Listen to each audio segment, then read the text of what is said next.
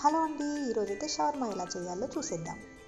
మైదా తీసుకున్నానండి. మైదాని ఆయిల్ వేసి కొద్దిగా బేకింగ్ సోడా వేసి మెత్తగా కలిపేసుకోవాలి పూరి పిండిలా. దీన్ని ఆయిల్ అద్ది పక్కకు పెట్టేసుకోండి. మైదా రోజు తిన్నాం కానీ అప్పుడప్పుడైతే ఓకే. దీనికోసం వెజిటేబుల్స్ కట్ చేసుకున్నాను, క్యారెట్ అండ్ క్యాబేజ్.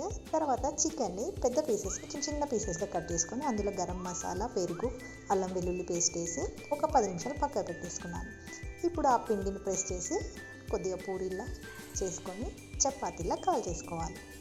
ఇంకో ప్యాన్లో ఆయిల్ వేసి ఆ చికెన్ని చిన్న పీసెస్ మసాలాతో పెట్టాం కదా, దాన్ని ఫ్రై చేసుకొని ఈ చపాతీ పైన మైనీస్ వేసుకొని వెజిటేబుల్స్ అండ్ ఆనియన్స్ వేసుకొని ఈ చికెన్ పీసెస్ని వేసి ఇలా ఫోల్డ్ చేసుకుంటే వేడి వేడి షవర్మా రెడీ అయిపోయింది. ఇలా ఇంట్లో చేసుకొని తినండి, హెల్తీగా ఉండండి.